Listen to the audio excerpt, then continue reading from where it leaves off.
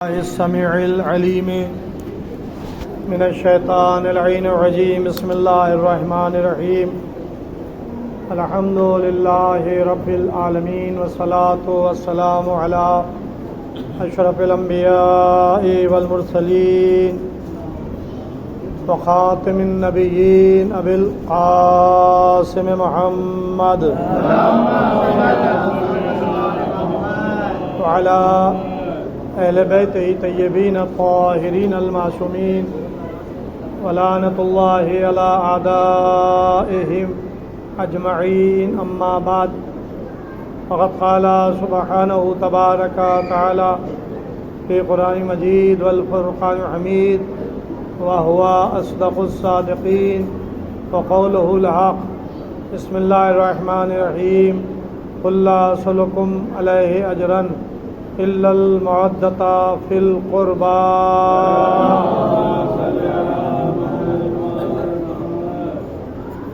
مشہور و معروف قرآن کی آیت جس کو میں نے اس سے قبل بھی اہل بیت کی محبت کے عنوان سے مجلس کو خطاب کیا تھا. آج اسی سلسلے کو آگے بڑھاتے ہوئے مزید چیزیں عرض کرنا چاہتا ہوں. خاتم الانبیاء سے پہلے 1,23,999 انبیاء اور مرسلین گزرے جنہوں نے اپنی تبلیغ رسالت کی مزدوری اجرت اپنی امت سے نہیں طلب کی. قرآن میں جن نبیوں کی زبانی آیا ہے وہ اتنا ہی آیا ہے کہ لا اسألکم علیہ اجرا، ہم تم سے کسی قسم کی اجرت مزدوری نہیں طلب کر رہے ہیں، ہمارا اجر اللہ کے اوپر ہے. یعنی یہ مزدوری ہم تم سے نہیں لیں گے، اللہ دے گا. ان کا عمل اللہ کے لیے تھا اور وہ اللہ کی طرف سے نبی بنا کر بھیجے گئے تھے. آخری نبی خاتم الانبیاء رحمت للعالمین حضرت محمد مصطفیٰ صلی اللہ علیہ وآلہ وسلم جب یہ مبعوث برسالت ہوئے اور تبلیغ دین کی 40 سال خاموش زندگی گزاری، لیکن یہ خاموش زندگی تھی ولادت سے لے کر اور اعلان نبوت تک نامعلوم کتنے معجزات کا ظہور ہو چکا تھا. یہ نہیں ہے کہ جب پیغمبر 40 سال کے ہو گئے اعلان نبوت کیا تب معجزات ظاہر ہوئے، ایسا نہیں ہے. اور نبیوں کے لیے تو ہے کہ جب ان کی نبوت کا اعلان ہوا تو ان کو معجزہ دیا گیا، جیسے جناب موسیٰ علیہ السلام جب یہ مدین سے واپس پلٹے ہیں اپنی اہلیہ اور اپنے بچے کو لے کر، سردی کا موسم تھا، ان کو پہاڑ پر ایک روشنی نظر آئی تو انہوں نے کہا کہ ٹھہرو ابھی میں آگ لے کر آتا ہوں. یہ سمجھے کہ آگ ہے. لیکن جب پہاڑ پہ پہنچے تو دیکھا کہ ایک ہرا درخت ہے جس سے ایک نور نکل رہا ہے.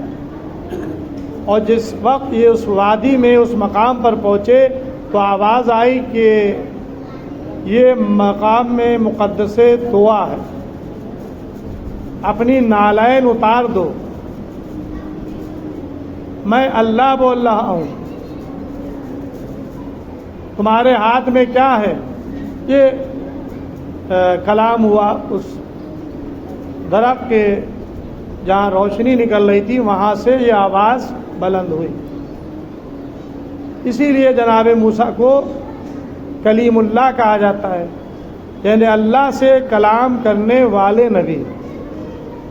اس کے بعد یہ کوہ طور پر جاتے تھے، وہاں جا کر کلام کرتے تھے.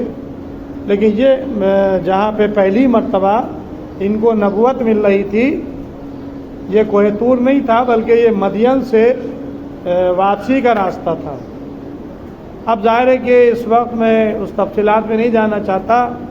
مجھے یاد ہے کہ جب میری ابتدائی ذاکری کا زمانہ تھا، آج سے قریب 30 سال پہلے، تو میں نے اس موضوع پر یہ چھوٹے نواب صاحب کے یہاں، محمد صاحب کے یہاں گھر پہ غالباً 16 صفر یا جو 17 صفر کو ان کی مجلس ہوتی تھی، تو مولانا سعادت حسین صاحب قبلہ ہمارے استاد محترم، جنہوں نے ہم کو راغب کیا عربی کی طرف، انہوں نے نماز پڑھائی تھی اور مجلس میں نے پڑھی تھی، یعنی استاد کے سامنے شاگرد نے زبان کھولی تھی، ان کے سامنے میں نے مجلس پڑھی تھی، اور میں نے اس واقعے کو بھی تفصیل سے بیان کیا تھا کہ وہ مقام کون سا تھا جہاں پر جناب موسیٰ سے بات ہو رہی تھی۔ تو بس میں اس تفصیلات میں نہیں جانا چاہتا، لیکن وہ کربلا کی سرزمین تھی اور شط فرات تھی، وہ مقام تھا جہاں سے جناب موسیٰ کو نبوت مل رہی تھی، یعنی گویا کربلا وہ مقام ہے کہ جہاں سے لوگوں کو نبوتیں، رسالتیں ملتی ہیں اور عیسائیوں کو ان کا پیغمبر ملتا ہے۔ صلوات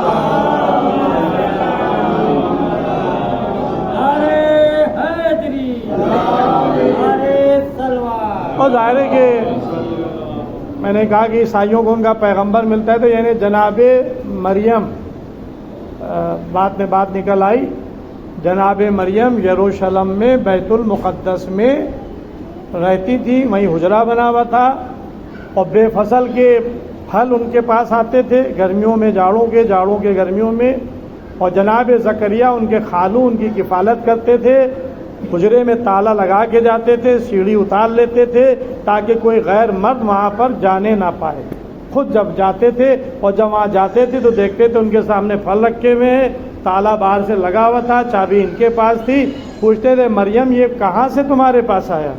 تو جناب مریم جواب دیتی تھی کہ اللہ جس کو چاہتا ہے بے حساب روزی دیتا ہے، یعنی اللہ کی طرف سے اس بند کمرے میں جناب مریم کے لیے پھل آتے تھے۔ اب یہ دلیلیں ہیں، ذہن میں رکھیے گا اس جملے کو، جب جناب مریم کے لیے عیسیٰ کی ولادت سے پہلے اللہ کے گھر میں ایک حجرہ بنا ہوا تھا، وہاں سے جنت کے پھل آ سکتے ہیں، تو جس اللہ نے جناب فاطمہ بنت اسد کو اپنے گھر میں دیوار کو شق کر کے بلایا ہو اور ان کا بیٹا وہاں پیدا ہوا ہو، 3 دن وہاں رہی ہو، تو کیا ان کے لیے جنت سے پھل نہیں آئے ہوں گے؟ صلی اللہ علیہ وسلم۔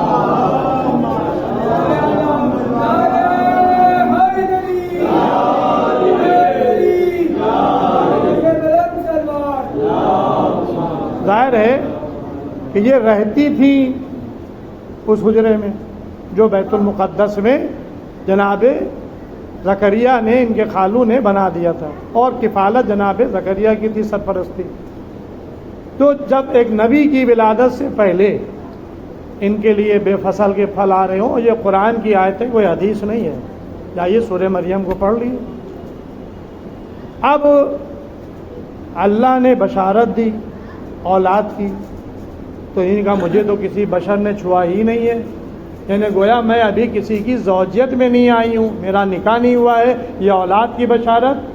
تو جبرائیل نے کہا کہ ہاں اللہ نے کلمت اللہ کی تمہیں بشارت دی، یعنی وہ اس بات پر قادر ہے کہ بچے وہ چاہے تو بغیر شوہر کے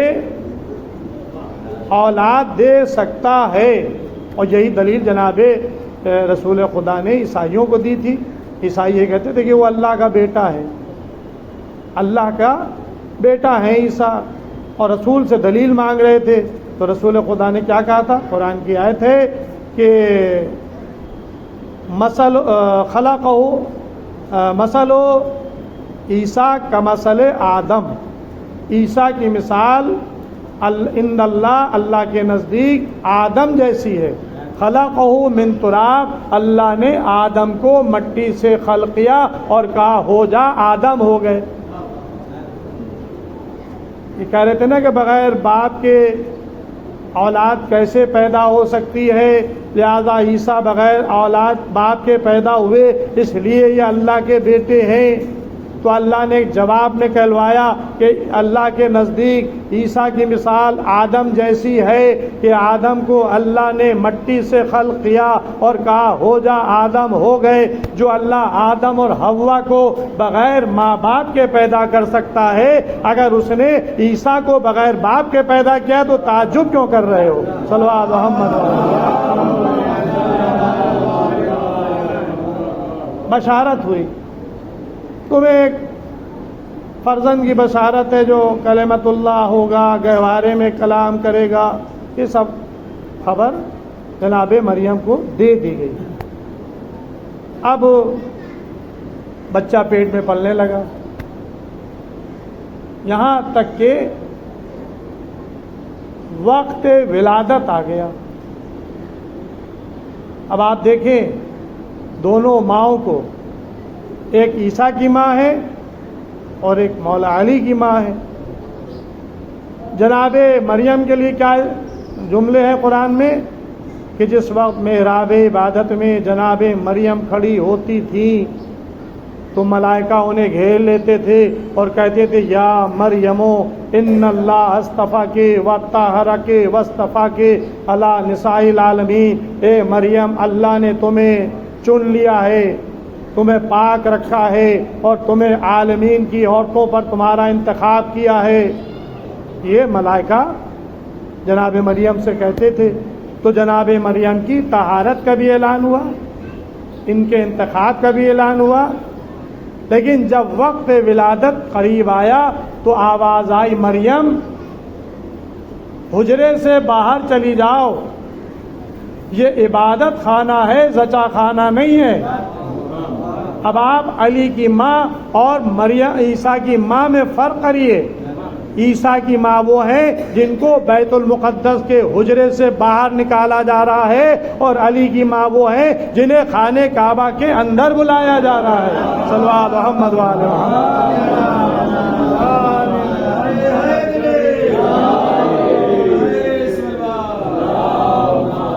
اب حکم خدا تھا، باہر نکل آئی، کہاں جائیں؟ بے یاور و مددگار، کسی سے کچھ کہہ بھی نہیں سکتی ہیں۔ مسئلہ یہ ہے اس لیے کہ ظاہر ہے کہ عقد نہیں ہوا ہے، اور بغیر عقد کے یہ بچہ پیٹ میں آیا ہے، حکم خدا سے کسی سے کچھ کہنا بھی نہیں ہے۔ اللہ سے مدد مانگی، زمین سمٹی اور چشم زدن میں جناب مریم کربلا کی سرزمین پر پہنچ گئی۔ یہاں تال کٹورے میں آپ جائیں، جدھر علم لگے ہوئے ہیں وہاں پہ جب پہنچیے گا تو بائیں ہاتھ پہ پاکھے پہ ایک تختی لگی ہے، اس پر لکھا ہے مولود عیسیٰ۔ مولود عیسیٰ کا مطلب کیا ہے کہ یہ عیسیٰ کے پیدائش کی جگہ ہے، یعنی جہاں پر امام حسین علیہ السلام دفن ہے وہ مقام جناب عیسیٰ کی ولادت کا مقام تھا۔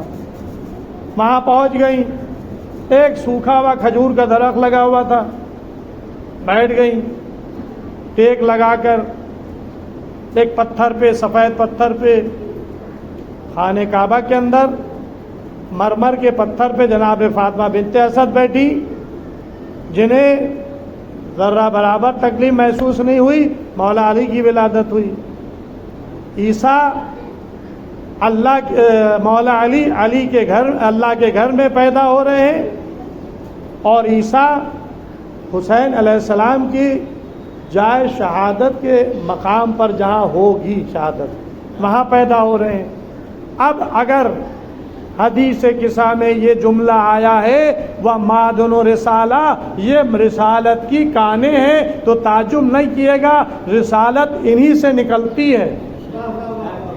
وَمَعْدُنُ رِسَالَةٍ، عیسیٰ رسول ہے، کہاں سے نکل رہے؟ جہاں حسین دفن ہوں گے وہاں سے عیسیٰ برآمد ہو رہے ہیں۔ صلوات محمد وعلی۔ درخت سے، کھجور کے درخت سے ٹیک لگا کے بیٹھ گئی، سوکھا ہوا درخت تھا۔ اب یہ میں قرآن پڑھ رہا ہوں، اب ظاہر ہے کہ اتنا میرا حافظہ قوی نہیں ہے اور غلط سلط آیتیں پڑھوں گا تو گناہگار ہوں گا، لیکن قرآن سے مطالعہ کیا ہوا ہے۔ سورہ مریم میں جا کر آپ دیکھ لیے گا، یہ سوکھے ہوئے درخت سے ٹیک لگا کے بیٹھ گئی۔ اللہ نے اس سوکھے ہوئے درخت کو ہرا بھرا کر دیا، درخت کون سا تھا؟ کھجور کا، جو کافی عرصے میں بڑا ہوتا ہے، پھر اس میں پھل آتے ہیں، جب تیز گرمی ہوتی ہے، دھوپ کی شدت، تو کھجوریں پکتی ہیں، یعنی وہ پھل پکنے میں ٹائم لگتا ہے۔ لیکن ان کی ٹیک کی برکت سے درخت ہرا بھرا ہو گیا، کھجوریں نکل آئیں، پک بھی گئیں، یعنی یہ کام اللہ کی طرف سے تھا۔ اب مریم کا کام کیا تھا؟ اے مریم درخت ہلاؤ اور کھجوریں کھاؤ، یعنی اللہ نے بتا دیا کہ رزق دینا میرا کام ہے، حاصل کرنا تمہارا کام ہے۔ پیدا تم نہیں کر سکتے ہو، خالق میں ہوں، لیکن حاصل کرنا تمہارا کام ہے۔ وہی اللہ ٹپکا بھی دیتا، کہتا اب اٹھا لو، درخت ہلاؤ اور کھجوریں کھاؤ۔ تو جناب مریم کی پہلی غذا عیسیٰ کی ولادت کے بعد کربلا کی کھجوریں تھیں۔ اسی لیے ہمارے کیا ہے کہ زچہ کو کھجور دی جائے۔ بہرحال یہ تھی جناب مریم۔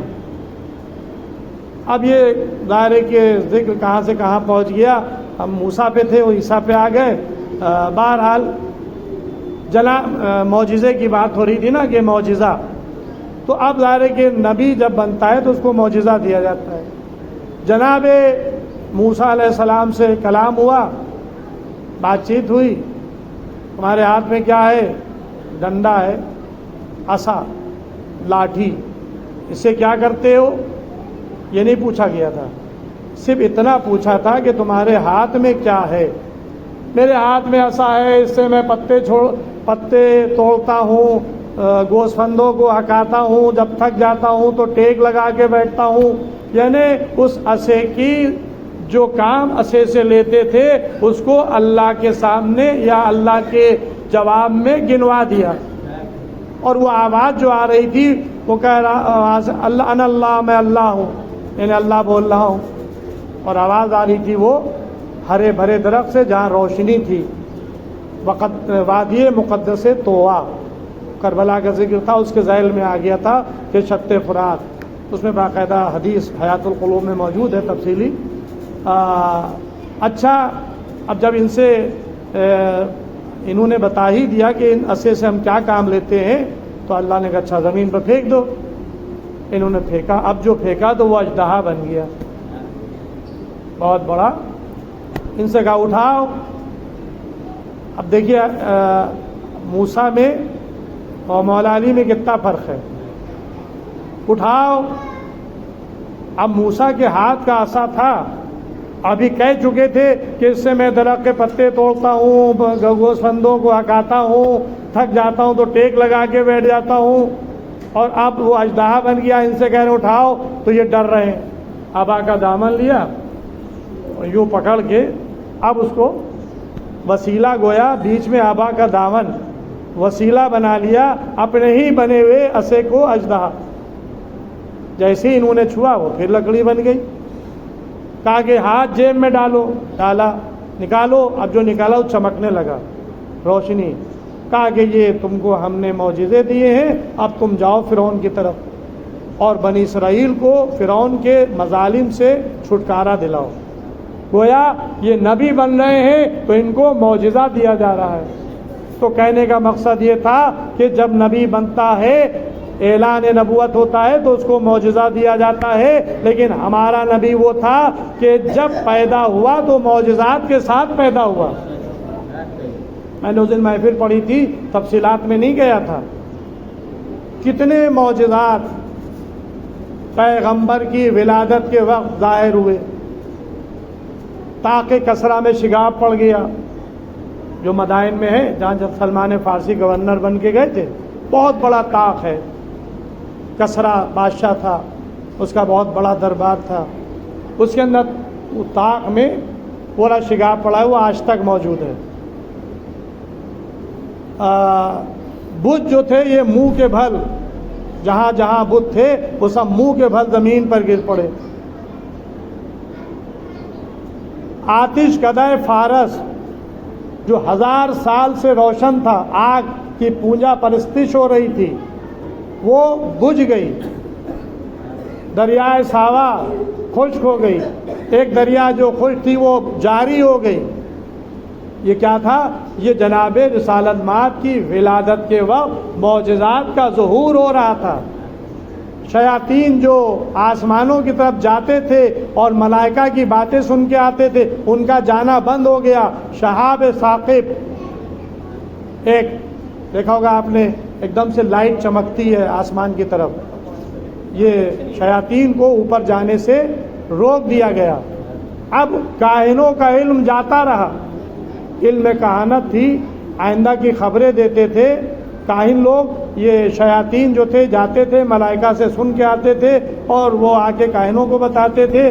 کاہن کچھ صحیح باتیں، کچھ اپنی باتیں ملا جلا کے عوام کو بیوقوف بناتے تھے۔ جو ادھر کی ہوتی تھی وہ صحیح ہوتی تھی، جو ادھر سے ملائی جاتی تھی وہ غلط ہوتی تھی۔ تو یہ کاہنوں کا علم جاتا رہا۔ ایک ستی کاہن تھا، وہ بھی خبر دے کر ہلاک ہو گیا کہ آخری نبی کا ظہور ہو گیا۔ یہ سارے معجزات پیغمبر کی ولادت کے وقت اس دنیا میں رونما ہوئے، تو جس کی ولادت کے وقت معجزات رونما ہو رہے ہیں تو پھر اس کی ذات سے کتنے معجزات رونما ہوں گے۔ تاریخ گواہ ہے کہ جو سر پہ بادل کا سایہ رہتا تھا، یہ اعلان نبوت سے پہلے نہیں، پہلے سے تھا۔ سایہ زمین پر نہیں پڑتا تھا، یہ اعلان نبوت کے بعد نہیں تھا، پہلے سے تھا۔ یعنی گویا پیغمبر کی وہ حدیث جو اس دن میں نے پڑھی تھی کہ کنت نبی آدم بین الماء والطین، میں اس وقت بھی نبی تھا جب آدم آب و گل کے درمیان تھے۔ تو یہ نہ کہنا کہ 40 سال کے بعد نبی بنا ہوں، میں تو اس وقت بھی نبی تھا کہ جب آدم کا پتلا بھی نہیں بنا تھا۔ صلوات محمد۔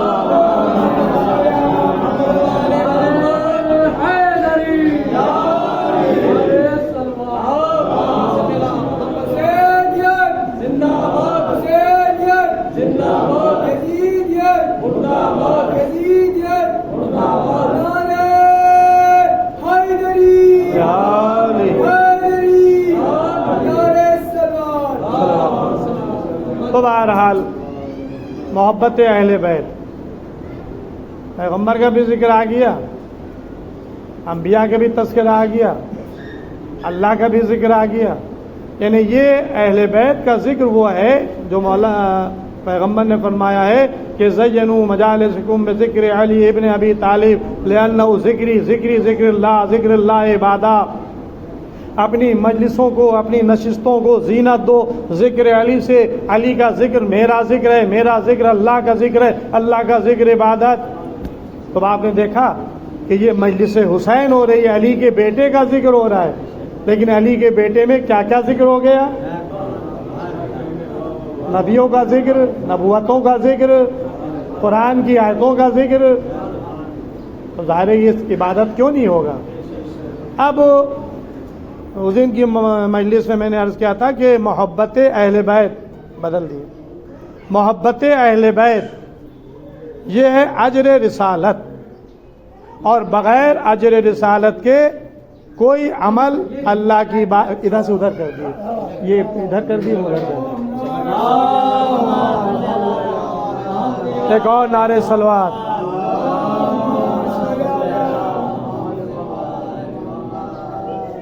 بغیر محبت اہل بیت کے کوئی عمل انسان کا قابل قبول نہیں ہے۔ یہ بلا شک و شبہ ہمارے جوان اپنے دلوں میں رکھیں، اس میں آپ شک نہ کریے گا۔ آپ نہ دو بالش کی داڑھی پہ جائیں، نہ ماتھے پر گھٹے پہ جائیں، نہ بغل میں قرآن پہ جائیں، نہ تراویحوں کی رات رات بھر یا مہینہ بھر میں 3 قرآن ختم کرنے پر جائیں، نہ حج پر جائیں۔ یہ سب چیزیں جو ہے عبادت ہے، لیکن بے حب اہل بیت عبادت حرام ہے۔ کسی شاعر نے کہا ہے، کسی شاعر نے کہا ہے کہ اہل بیت سے اگر محبت نہیں ہے تو وہ عبادت حرام ہے۔ میں نہیں کہہ رہا ہوں، اب ظاہر ہے کہ حرام ہے اور حلال ہے، یہ تو بھائی علماء بتائیں گے یا پھر اہل بیت بتائیں گے، لیکن رسول خدا نے بتایا ہے، ہمارے اہل بیت نے بھی بتایا۔ ابھی اس دن میں نے حدیث بیان کی تھی، پھر دہرا دوں جلدی سے کہ فخر الدین رازی اہل سنت کے عالم دین ہے، تفسیر کبیر ان کی تفسیر ہے بہت بڑی عربی کی، اس عربی کی تفسیر میں حدیث معدت کے ذیل میں یہ حدیث موجود ہے کہ پیغمبر صلی اللہ علیہ وآلہ وسلم نے ارشاد فرمایا کہ اگر کوئی شخص دن بھر روزہ رکھے، رات بھر عبادت الہی میں بسر کرے، کوئی احد کے برابر، یعنی آج تو احد چھوٹا سا ہے پہاڑی، اس زمانے میں احد بہت بڑی پہاڑی تھی، رسول کے دور میں ایسی اونچی پہاڑی تھی احد کی کہ جنگ احد میں صحابہ پہاڑی کی چوٹی پر ایسے کود رہے تھے جیسے جنگلی بکریاں کودتی ہیں۔ جنگ ختم ہو گئی، اس کے بعد کئی دن کے بعد لوٹ کر آئے۔ یہ صحابہ کی تاریخ ہے۔ رسول آواز دیتے رہے، آؤ کہاں جا رہے ہو؟ شیطان نے کہہ دیا قد قتل محمد، محمد قتل کر دیے گئے۔ تو انہوں نے کہا کہ بھائی جب محمد قتل کر دیے گئے تو اب جا کر کیا کریں؟ اب علی میں اور صحابہ میں فرق محسوس کریے گا، مولا علی میں اور صحابہ میں فرق محسوس کریے گا۔ جنگ احد میں صحابہ پہاڑیوں احد کی پہاڑی پر کود رہے تھے جنگلی بکریوں کی طرح، اور کہہ یہ رہے تھے کہ جب محمد قتل کر دیے گئے تو اپنے یہاں پر جا کے کیا کریں؟ پیچھے لوٹ گئے۔ اور مولا علی کیا کہہ رہے تھے رسول اللہ سے؟ یا رسول اللہ جب رسول ہی نہیں رہے تو اب ہم جی کے کیا کریں؟ لہذا جنگ کرتے رہے، اور ایسی جنگ کی کہ ہاری ہوئی جنگ جیت میں بدل گئی۔ اور اسی جنگ میں ذوالفقار بھی نازل ہوئی، جبرائیل نے قصیدہ بھی پڑھا کہ لا فتح الا علی لا سیف الا ذوالفقار، نہیں ہے کوئی جوان سوائے علی کے، نہیں ہے کوئی تلوار سوائے ذوالفقار کے۔ تو رسول نے کہا کہ کوہ احد کے برابر، اس زمانے کی پہاڑی کوہ احد کی آج کی پہاڑی کی طرح نہیں تھی، بہت بڑی تھی، کوہ احد کے برابر راہ خدا میں خیرات کر دے، بے گناہ حرم میں جہاں طواف کیا جاتا ہے قتل کر دیا جائے، اگر اس کے دل میں ہم محمد اور آل محمد کی محبت نہیں ہے تو اسے اوندھا منہ جہنم میں ڈال دیا جائے گا۔ یہ کون کہہ رہا ہے؟ پیغمبر کہہ رہے ہیں، جو شریعت لے کر آئے، جو دین لے کر آئے، اور یہ حدیث اہل سنت کی کتاب میں ہے، میں نے آپ کو حوالہ بتا دیا، شیعہ علماء نے بھی ان سے نقل کی ہے۔ تو آپ نے دیکھا نماز گئی، روزہ گیا، خیرات گئی، بے گناہ قتل ہونا گیا، اب بچا گیا؟ بھائی تمہاری داڑھی بچی، ماتھے پر گھٹا بچا؟ بھائی وہ جو جمل میں اور صفین میں آئے تھے اور نہروان میں، ان کی بھی بڑی بڑی داڑھیاں تھیں اور ماتھوں پر گھٹا تھا، قرآن وہ ہضم کرتے تھے، ان کو حافظہ تھا۔ تو کیا تھا؟ رسول کی حدیث تھی کہ حق علی کے ساتھ ہے اور علی حق کے ساتھ ہے، جدھر جدھر علی جائیں گے ادھر ادھر حق جائے گا۔ اب یہ نہ دیکھنا کہ زوجہ رسول کدھر ہے، یہ نہ دیکھنا صحابہ رسول کدھر ہے، یہ دیکھنا علی کدھر ہے۔ جدھر علی ہے ادھر حق ہے، جدھر حق ہے ادھر علی ہے۔ صلوات محمد وعلی۔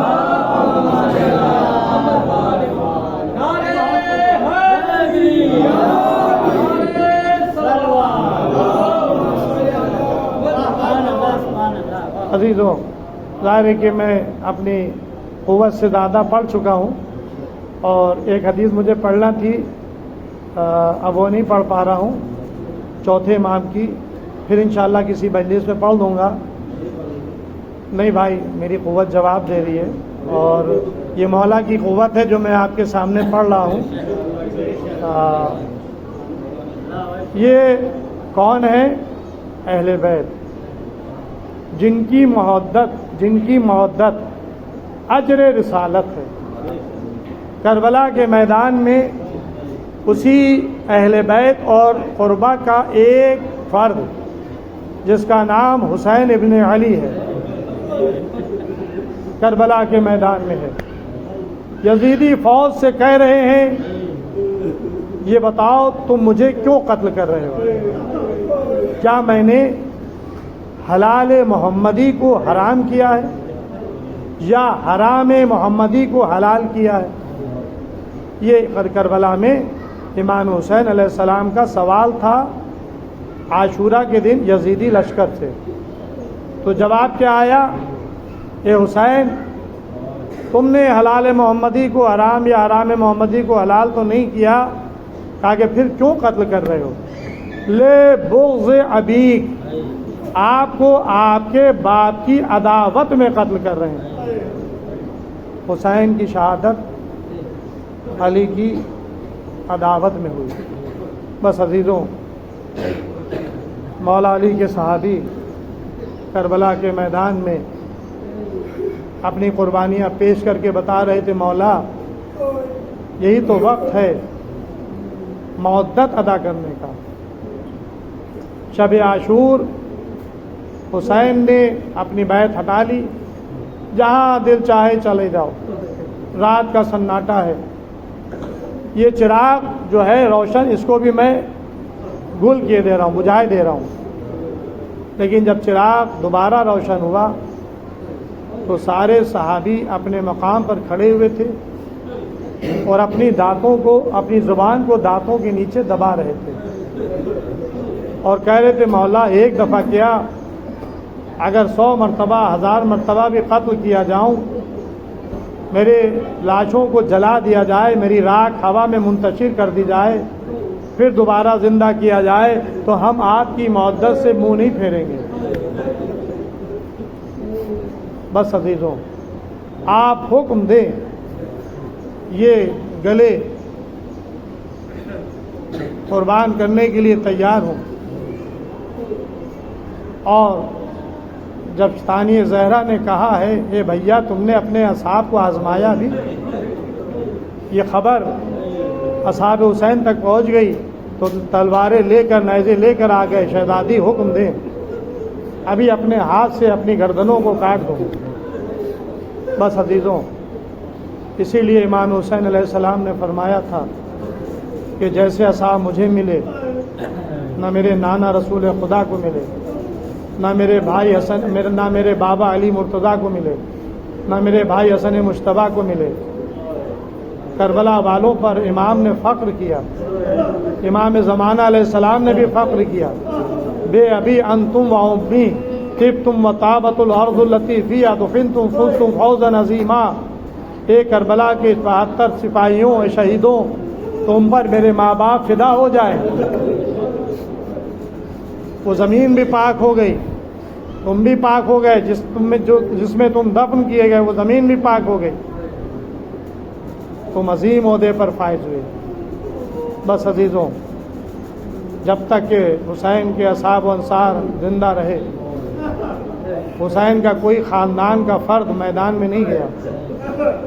لیکن جب اصحاب حسین درجہ شہادت پر فائز ہو گئے تو حسین کی اولادیں، علی کی اولادیں، عباس کے بیٹے، عقیل کے فرزند، مسلم کے بیٹے، حسن مجتبیٰ کی نشانی، یہ سب میدان میں جاتے رہے. حسین لاشوں پر لاشیں لاتے رہے.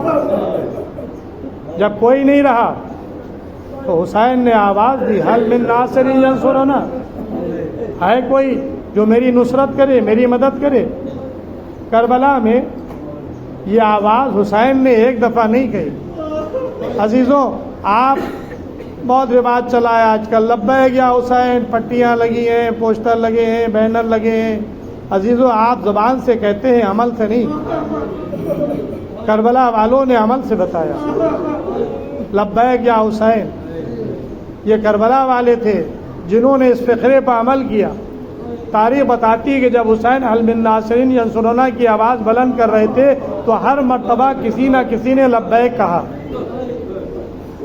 تاریخ بتاتی ہے کٹے ہوئے لاشیں جو کربلا میں اصحاب حسین شہید ہو چکے تھے، وہ لاشیں تڑپنے لگی اور آواز آئی کہ آقا موت نے مجبور کر دیا ہے، اگر دوبارہ زندہ کیا جاؤں تو آپ کی نصرت و مدد کے لیے حاضر ہوں.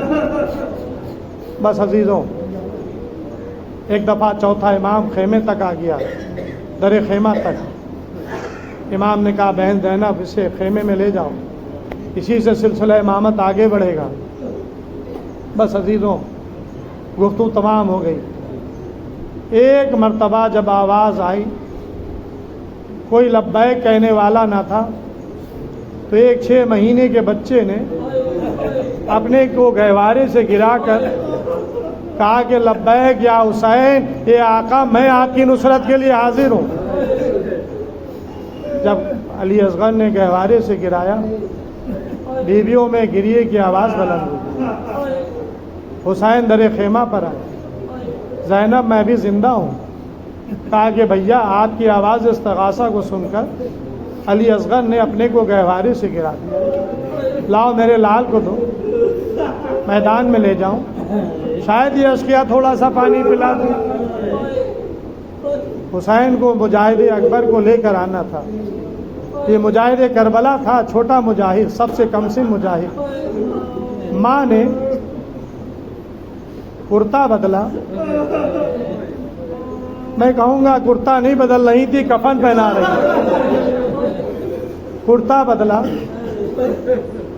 بالوں میں کنگھی کی، کان نے کچھ کہا، کیا کہا مجھے نہیں معلوم، عجب نہیں کہا ہو اصغر میدان میں جا رہے ہو، اپنے بابا سے خبردار رہنا، ایسا نہ ہو کہ تمہارے ہوتے ہوئے تمہارا باپ زخمی ہو جائے۔